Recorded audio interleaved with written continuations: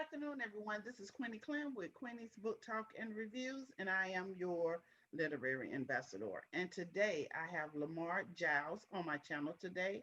Welcome, welcome, welcome. How are you?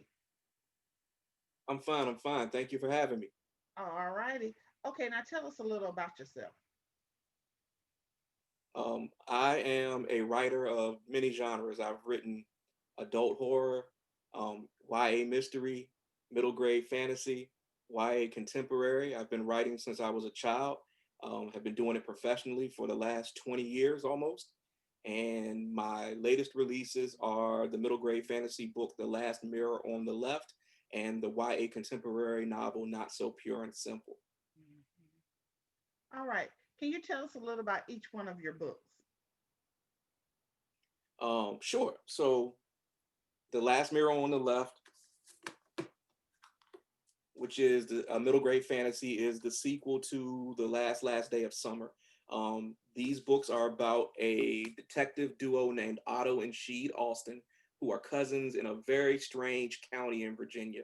The first book had them dealing with freezing time and having to unstick everybody in the county. And the second book has them going through a mirror into an alternate dimension to chase fugitives. The boys are loosely modeled after me and my cousins when we were growing up in our Virginia town. The adventures are really wacky. They're fun, but they also hit you in the heartstrings a little bit if you care to give them a try. Um, let's see, I have Not So Pure and Simple. This is my YA contemporary novel that came out in January of this year, and that's about Delbert Rainey Jr., who accidentally joins a purity pledge at his church because he likes a girl that's in it, and he is the only kid in church who's allowed to take sex ed at his high school, and he becomes the sexpert, the Yeah. answer man for the kids at the church. And as he answers their questions that they can't get answers to from their parents and clergy, he sparks a small controversy in town and has to wrestle with if he's really the nice guy that he thinks he is. And that's my book that's about toxic masculinity, misogyny, homophobia, and church in the Black community. It's a funny book, even though it deals with some heavy topics, but it's mostly there to make you laugh and to make you think a little bit. Let's see, another one of my books, Spin. This is my young adult mystery about two enemies, Kaya and Fuse, whose mutual friend, DJ Parsec, is murdered. And her fandom, because she's a famous DJ, they basically extort the girls into working together to try to find Parsec's killer. And if they don't find out, they'll have to face the wrath of this very scary online fandom. And another one of my mysteries is Overturned. This is about a girl who lives in Las Vegas named Nikki Tate, who's a budding poker star. And she has to use her underground connections to try to clear her father's name because he's been arrested for murder and is set to be executed. At the beginning of the book, his sentence is overturned, but there's still some dark and shady things going on that they need to figure out. Um, that's my book that's set in Las Vegas. It's the only book I've written that's not set in Virginia, and it's a twisty turny mystery. If you like stuff like that, I think you'd enjoy. I have other books, but I don't those are the ones that are most recent. Okay. Now, in your book, Not So Pure and Simple, you talk about toxic masculinity. What does that mean? Well, toxic masculinity is the a mindset I think that has been passed down through mostly men. I think it's in some women too, and it's the idea that you sort of do this performative maleness where you have this energy of being male means invading people's spaces if you feel you're supposed to be there. It's treating women poorly because you think that's a cool thing to do. It's something that impresses other men. It's a variety of behavior that I think has been passed down through generations and generations. And it's something that I think became apparent in the public consciousness, particularly in 2017 when the Me Too movement Mhm. was in the news. And we started to hear all these stories about the horrible things that men had done to mostly women um, in the name of exercising their power and entitlement. And so I think toxic masculinity can be a very noxious mix of all sorts of bad behavior that I think when we pass down to younger men, they may not even know is bad. In some ways, it's presented as good behavior. And so we have to do some work to try to undo that programming. Mhm. What is your definition of a real man? My definition of a real man is someone who's comfortable in themselves and doesn't invade other people's space for their own enjoyment, their own um, boosting their own ego. Mhm, A real mhm, man is someone who looks out for others, who doesn't try to make whatever his personality is the thesis for manhood. Um, a real man is helpful. A real man teaches young people how to be helpful to others. And that's at least how I try to live my life and help raise my nephews mhm. and nieces. Okay. Where do you get the inspiration from? The book Spin. Spin, the idea for Spin came originally from an article I read in, I think it was Complex magazine. And it was an article about the various online fandoms for the biggest music stars at the time. So that was like Beyonce, Rihanna, Selena Gomez. And Mhm, it talked about how passionate they were and how they would go to all sorts of lengths to defend the particular artist they affiliated with. And there was this one line in the article that said, if you don't like Beyonce's new single, the Beehive will annihilate you. And that's just something that stuck with me. The idea that this very powerful, large group of people who could be largely anonymous because most of this stuff is happening online mhm, has the power to make your life miserable. And we saw this play out when Beyonce's Lemonade visual album dropped. mhm, And she talked about Becky with the good hair. And the fandom identified someone that they felt was that person and exercised their power enough to make that woman have to go on the run with her child to mhm. avoid dealing with them. I felt like as a thriller writer, that's a good spark for a story. I think there's a lot there to play with, and it was able to forgive the pun. I was able to spin a novel out of that. Okay. Tell us about the last day of summer with Otto and Sheed. Yeah. So last day of summer is about cousins Otto and Sheed, who on the last day of summer make a bad wish. They want to have more time. This attracts the attention of a villain named Mr. Flux, who tricks the boys into freezing their town in time. And when time freezes, it unleashes a bunch of strange creatures into their world. And they have to either align with these creatures or combat them in order to unfreeze time and save everyone they love. It's the first book in the legendary Austin Boys series. Like I said, Last Mirror on the left is the second book. The third book, Last Chance for Logan County, will be out next fall. Oh, okay. Why did you? I seen the cover of Overturned.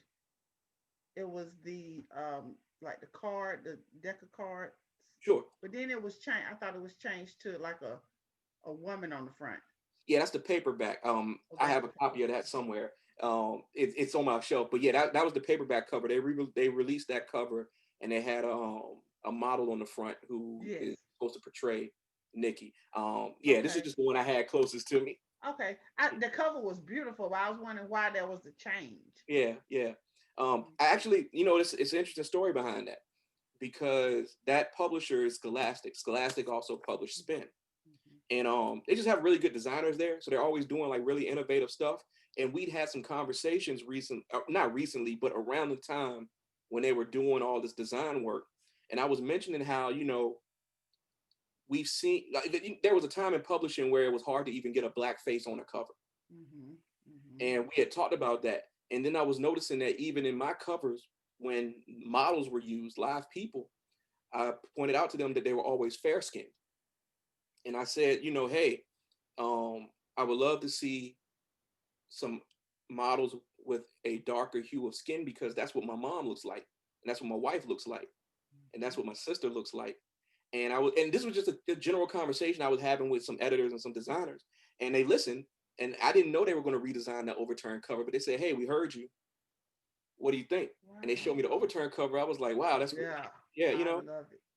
So Yeah. I was really excited about that, and excited that I work with a publisher who pays attention and tries to make changes like that without me having to request them specifically. Hmm. Wow. Okay, you didn't show Fake ID and Endangered or YA thrillers. What attracted you to that genre? Well, before Fake ID was the first novel I sold. Hmm. That was back in 2000. We sold it in 2011. It was published in 2014. Prior to that, when I was in my early 20s, I wanted to be a horror writer. Like I wanted to be like Stephen King, and just hadn't had any success breaking through that way. But while I was trying to do that, I kept hearing this phrase I was unfamiliar with, young adult. I grew up in a time when we didn't use that phrase. It was just children's books and then adult books. And so when I heard it, I was kind of curious, like what the distinction was. And I started reading YA, and I was reading some of the more popular things like the Twilights and the Hunger Games, and those were fine. But I wasn't really hooked until I came across a writer named Peter Abrahams and a writer named Neil Shusterman, who were Peter Abrahams was writing mysteries at the time. Neil Shusterman was writing like this dystopian, really compelling fiction Hmm. that blew me away. Like I didn't know you could write stuff like that for people that age. When I saw that, it got my wheels turning. Like, wait a minute, wait a minute.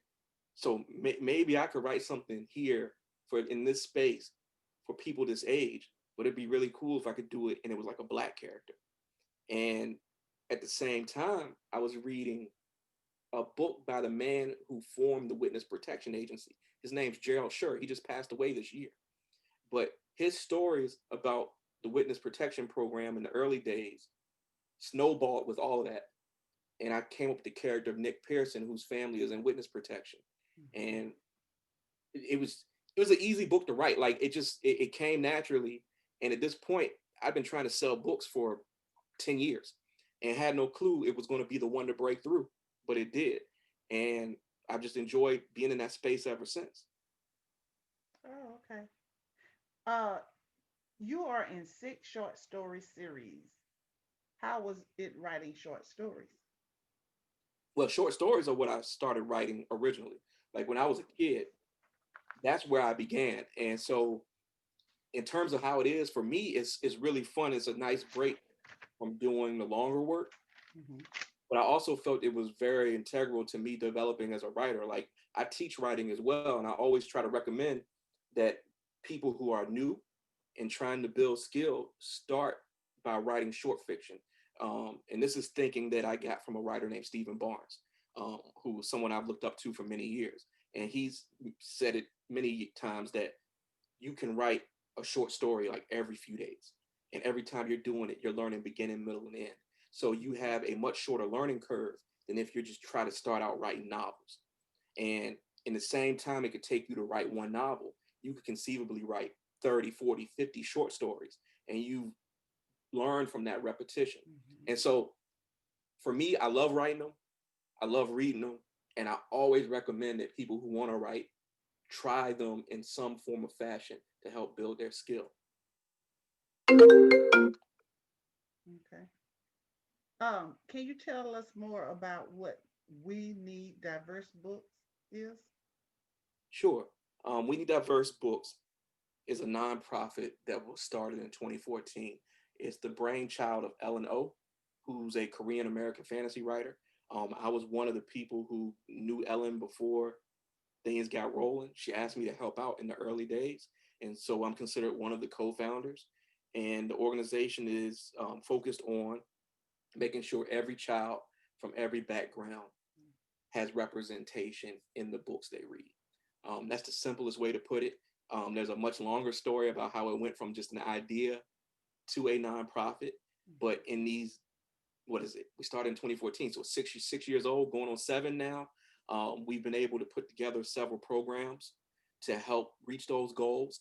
Those programs include We Need Diverse Books in the Classroom, where we try to actually put physical copies of books into classrooms where the kids may not have been able to get them on their own, while also sending that author into the classroom to speak to them so they can see Wow. someone doing Okay. that work. Um, we've do the Walter Dean Myers grants, which is emergency grants to help developing authors or illustrators in need who apply for the grant. They can take that money and do whatever they want. One of our most notable stories is that the first grant, the first set of grants, one of the recipients was Angie Thomas, who ended up writing The Hate You Give. And at the time, she was having trouble with her computer, which was the computer she was writing The Hate You Give on. And so she was one of the grant recipients. She said she used that money to buy a new computer and finish the book. And as if you follow publishing, you know that book huge. It's been on the bestseller list for something like 4 years, I think. Mhm. Major motion picture. Angie's a superstar. I'm sure she would have been a superstar no matter what. But I think we're happy to say we were able to lend a small hand in her early days. Um, it's a number of programs that are in place to try to change publishing from the standpoint of how the kids get the books to who makes the decision on what gets published, because we feel the way to increase diversity in this industry is to have more diverse decision makers as well as more diverse characters to serve Mhm. all of the readers all over the world. Can you share a snippet from one of your books? Um, sure, let me see. I'll read a little bit of the first chapter of Not So Pure and Simple. Pastor Newsom's rules for First Missionary House of the Lord were simple. Every head bowed, mine wasn't, and every eye closed, nope, while he went on and on with his crazy freestyle prayers. Lord, he gripped his lectern as if fighting a holy tractor beam trying to drag him to heaven right before our eyes. We know they need to feel that touch from your never changing hand, and we know someone is out there hurting this morning. Hurting? For sure. Between my near empty wallet forcing me to sit lopsided on that pew of steel and yet another infinity sermon, my pain was not in short supply. Newsom was on a roll. He ranted, threw in weird stuff no one seemed to notice the way he did all the time. And we see the evil on our TV and our news reports, Lord. Bless those endangered spider monkeys of the Amazon rainforest. Yes, Lord, yes, Mom mumbled. She squeezed my hand, nearly crushing my fingers with pulsing robot strength on each word. It sounded like she was co signing on the old man's insanity, but over the last few weeks, I'd noticed her lips moving even when he wasn't saying stuff. Not repeating Newsom's lines, but having her own conversation with God, I guess.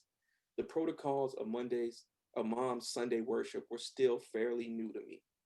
So each of the last 4 weeks inevitably gave way to a moment of temptation when I wanted to gnaw my arm off, dive through a stained glass window, then Usain bolt my way home.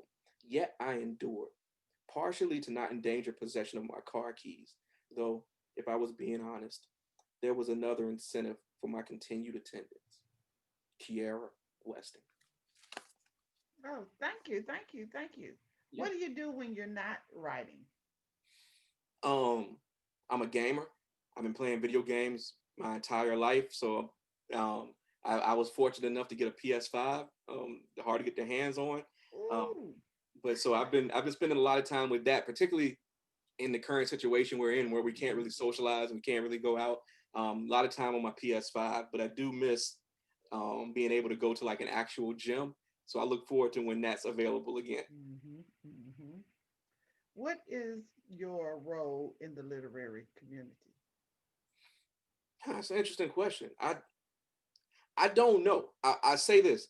I try to be a good literary citizen. And what I mean is, I've done my volunteer work with We Need Diverse Books because I do want to have some sort of impact on what the future of publishing is.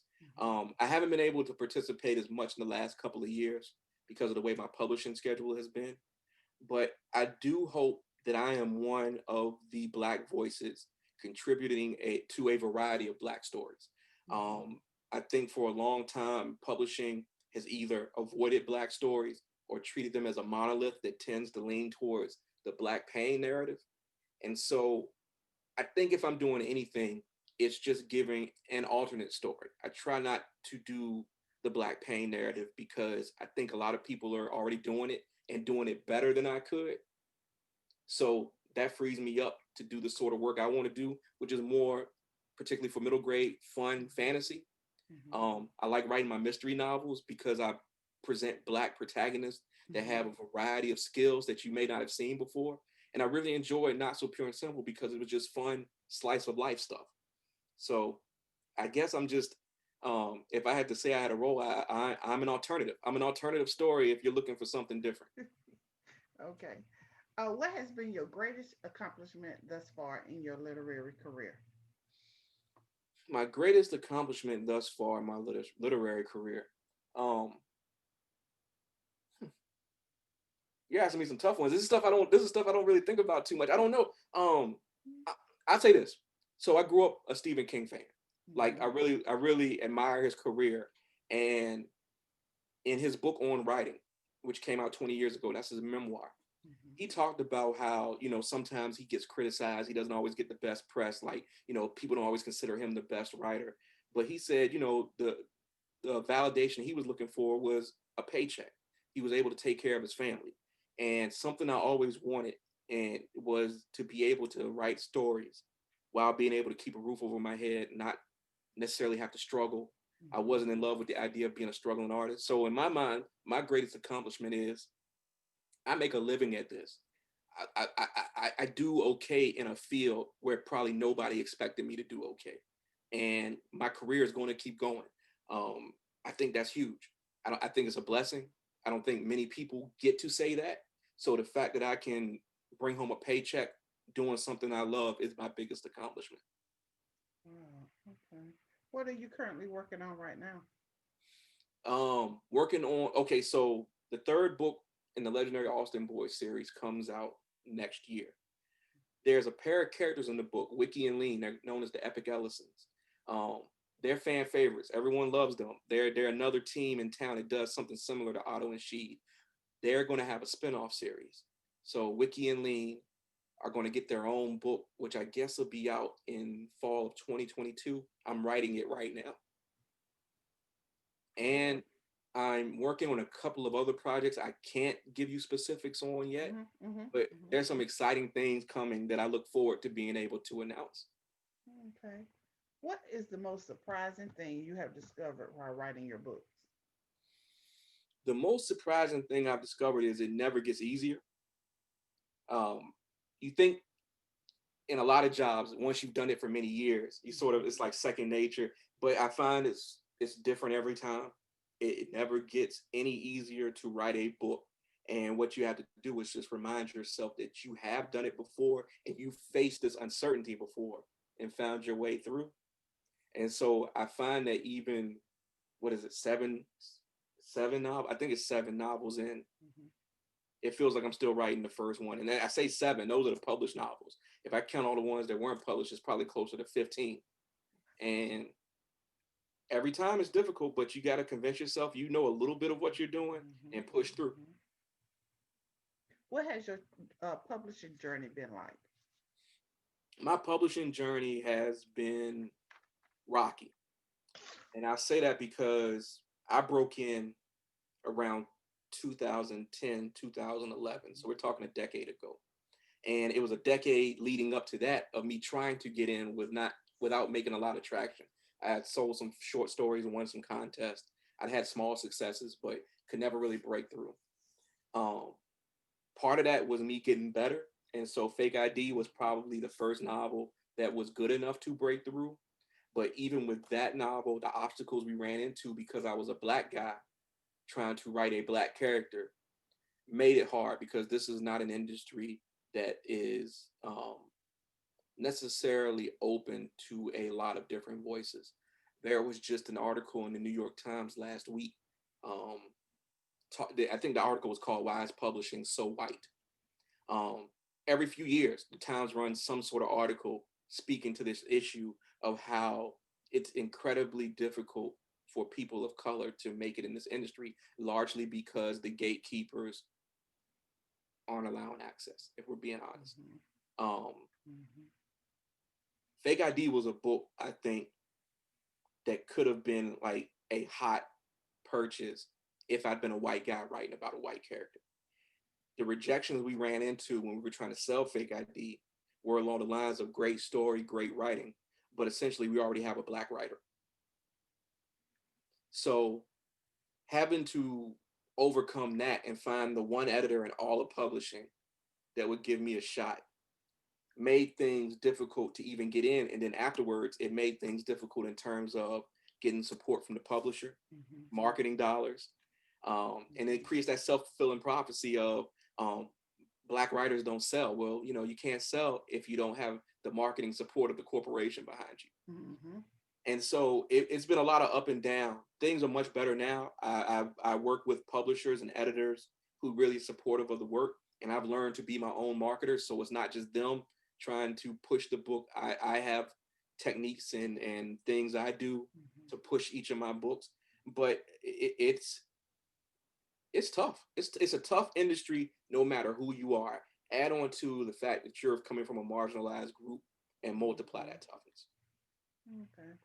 Share something about yourself that readers might not know about you. Something about myself that readers may not know. I enjoy cooking, and that's something that a lot of people will probably learn tomorrow night because I'm in a cook-off. I was just about to ask you Yeah, about that. yeah. So I enjoy cooking. I don't get a chance to do a bunch of like new recipes the way I used to. Like that's something me and my wife used to experiment with much more often. And there's no reason we don't. It's just that you kind of get comfortable with what you know how to make, what's fast. But there was a time where we loved to pick just new recipes out of a cookbook and try it. And so that's something people may not be aware of. Like I do enjoy cooking, and when we have house guests, um, when we get back to having house guests, I should say, that's something we like to do for them. Okay, what's going on with you and Kwame tomorrow night? Yes, Kwame and Sophia Pasternak. It was his idea, so I told him like, don't you wanted to go down this path, Kwame? We shall see. Now,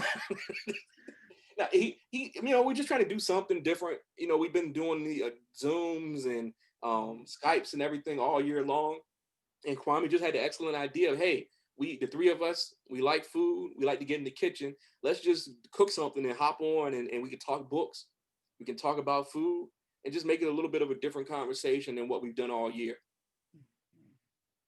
Okay. Now, where can readers find you and your books? Me and my books, the easiest place to go is the website. That's my name, lamargiles.com. From there, you have easy access to my preferred social media. I'm on Twitter and Instagram mostly. I'm on Facebook too, but I'm sort of gotten away from that over the last few years, as I'm not on there nearly as much. But the website, lamargiles.com, will get you to everywhere else. Is there anything else you would like to add before we close?